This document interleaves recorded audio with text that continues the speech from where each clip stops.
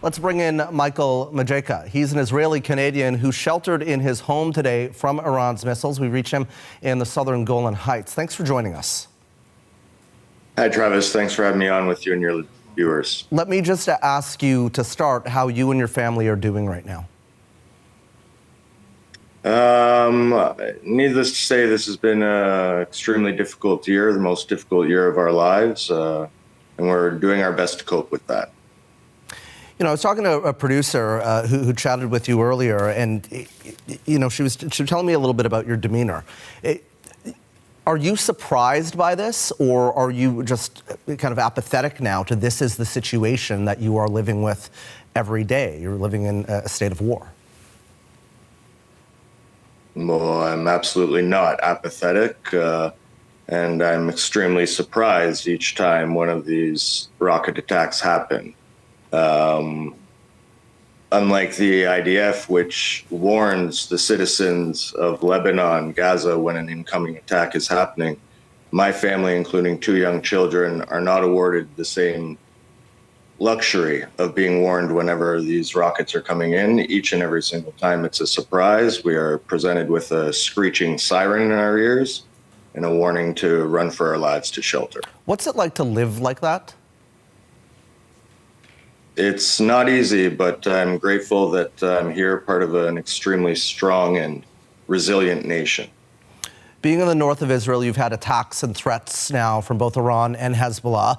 How has your family been dealing with that? How are you communicating about this to your children as well? Well, we have 2 small children, a 9-year-old and a 5-year-old almost, and we're doing our very best to shelter them from as much as the information as possible.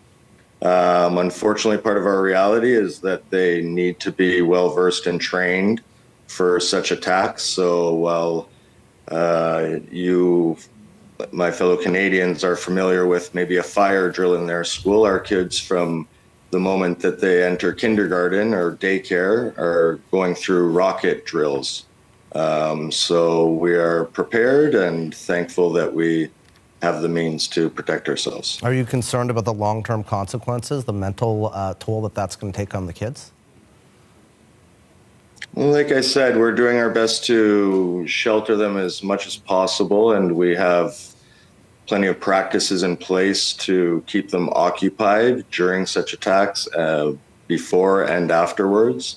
We assure them that as long as we follow the guidelines placed by the Home Front Command here, that we should be safe and everything will be okay. What is your greatest concern right now as you look ahead to the weeks to come and months to come with, this escalation and no end in sight? My list of concerns is not short. Living in a war is awful.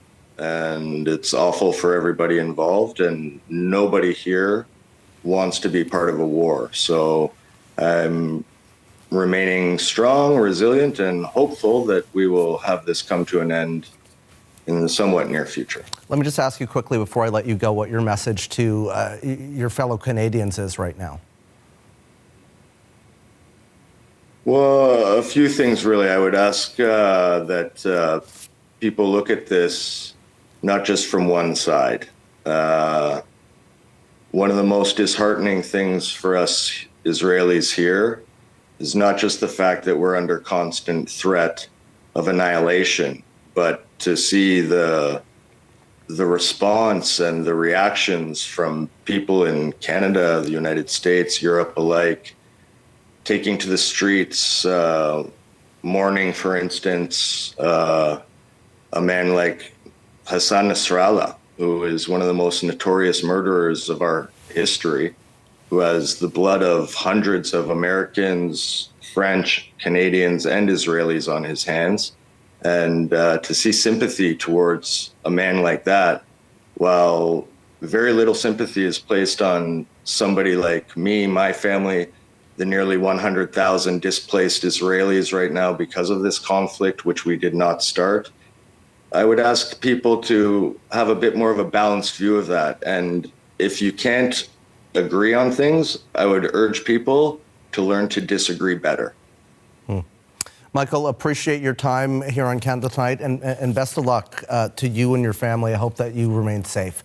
That is Micheal Mazeika, an Israeli Canadian who sheltered in his home today along with his family from Iran's missiles.